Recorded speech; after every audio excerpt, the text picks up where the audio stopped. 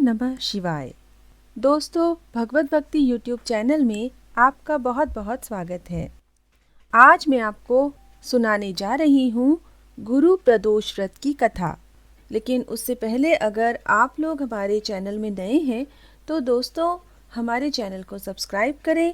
इस चैनल में हम शास्त्रों पर आधारित प्रामाणिक सत्य आपके सामने लाते हैं, धर्म से संबंधित जानकारी आपके सामने रखते हैं। अगर इस प्रकार की जानकारी आप देखना चाहते हैं तो हमारे इस चैनल को सब्सक्राइब करें और बेल आइकन भी दबाना न भूलें ताकि आने वाली नई वीडियो के नोटिफिकेशन आपके पास पहुंच सके। गुरु प्रदोष व्रत की इस कथा को सुनने मात्र से ही लक्ष्मी की प्राप्ति होती है, सभी मनोकामनाओं की पूर्ति हो जाती है। जब प्रदोष व्रत गुरुवार के दिन पड़ता है तो उस प्रदोष को गुरु प्रदोष व्रत कहा जाता है। यह व्रत बहुत ही शुभ और कल्याणमयी, सभी कामनाओं की पूर्ति करने वाला माना जाता है, क्योंकि गुरुवार भगवान विष्णु का दिन है और भगवान विष्णु भगवान शंकर को अपना इष्ट मानते हैं। इसी प्रकार प्रदोष भगवान शंकर का दिन है और भगवान शंकर भी भगवान विष्णु को अपना इष्ट मानते हैं। इस प्रकार गुरु प्रदोष व्रत रखने का बड़ा ही शुभ फल प्राप्त होता है। अगर किसी मनुष्य को कोई संतान नहीं है तो उसे अवश्य ही इस व्रत को करना चाहिए। अगर किसी मनुष्य को रोजगार की समस्या है तो भी उसे इस व्रत को अवश्य करना चाहिए। गुरु प्रदोष धन संपत्ति को देने वाला है, सभी मनोकामनाएं पूर्ण करने वाला है। इसे बड़ा ही फलदायी माना गया है।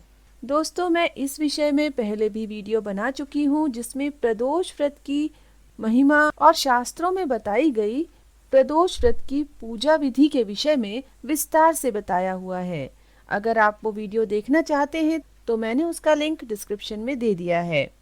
अगर मनुष्य प्रदोष व्रत को पूरी श्रद्धा और भक्ति के साथ और पूरे विधि विधान से करता है तो महादेव की कृपा से उसकी सभी मनोकामनाएं पूरी होती हैं। उसके घर में किसी भी तरह का वास्तु दोष विद्यमान नहीं रह सकता और मनुष्य इस संसार में सभी सुखों को भोग कर अंत में मोक्ष को प्राप्त करता है। तो आइए सुनते हैं गुरु प्रदोष व्रत कथा।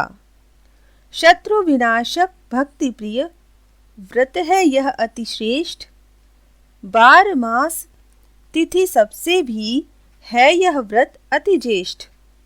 कथा इस प्रकार है कि एक बार इंद्र और वृत्तासुर में घनघोर युद्ध हुआ। उस समय देवताओं ने दैत्य सेना को पराजित कर नष्ट भ्रष्ट कर दिया। अपना विनाश देख वृत्तासुर अत्यंत क्रोधित हो स्वयं युद्ध के लिए उद्यत हुआ। मायावी असुर ने आसुरी माया से भयंकर विकराल रूप धारण किया। उसके स्वरूप को देख इंद्र आदि सब देवताओं ने इंद्र के परामर्श से परम गुरु बृहस्पति जी का आह्वान किया। गुरु तत्काल आकर कहने लगे, हे देवेंद्र, अब तुम वृत्तासुर की कथा ध्यान मग्न होकर सुनो। वृत्तासुर प्रथम बड़ा तपस्वी कर्मनिष्ठ था। इसने गंधमादन पर्वत पर उग्र तपस्या करके शिवजी को प्रसन्न किया था। पूर्व समय में यह चित्ररथ नाम का राजा था। तुम्हारे समीप जो सुरम्य वन है वह इसी का राज्य था।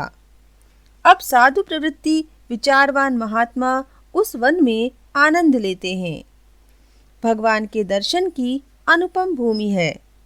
एक समय चित्ररथ स्वेच्छा से कैलाश पर्वत पर चला गया। भगवान का स्वरूप और वाम अंग में जगदम्बा को विराजमान देख चित्ररथ हंसा और हाथ जोड़कर शिव शंकर से बोला, हे प्रभु, हम माया मोहित हो विषयों में फंसे रहने के कारण स्त्रियों के वशीभूत रहते हैं, किंतु देवलोक में ऐसा कहीं दृष्टिगोचर नहीं हुआ कि कोई स्त्री सहित सभा में बैठे।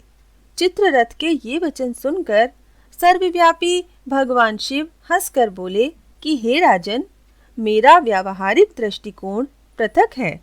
मैंने मृत्युदाता कालकूट महाविष का पान किया है, फिर भी तुम साधारण जनों की भांति मेरी हंसी उड़ाते हो। तभी पार्वती क्रोधित हो चित्ररथ की ओर देखती हुई कहने लगी, ओ दुष्ट, तूने सर्वव्यापी महेश्वर के साथ ही मेरी हंसी उड़ाई है। तुझे अपने कर्मों का फल भोगना पड़ेगा। उपस्थित सभासद महान विशुद्ध प्रकृति के शास्त्र तत्वान्वेषी हैं और सनक, सनंदन, सनत कुमार हैं। ये सर्व अज्ञान के नष्ट हो जाने पर भी शिव भक्ति में तत्पर हैं।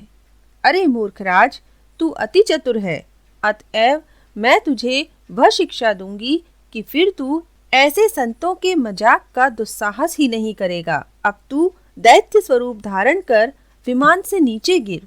मैं तुझे श्राप देती हूँ कि अभी पृथ्वी पर चला जा।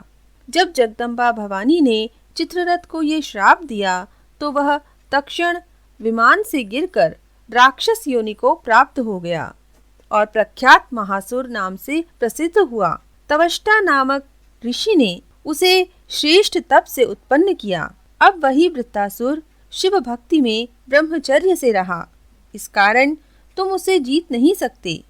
अतएव मेरे परामर्श से यह प्रदोष व्रत करो, जिससे महाबलशाली दैत्य पर विजय प्राप्त कर सको। गुरुदेव के वचनों को सुनकर सब देवता प्रसन्न हुए और गुरुवार प्रदोष व्रत विधि विधान से किया। बोलो महादेव भगवान की जय।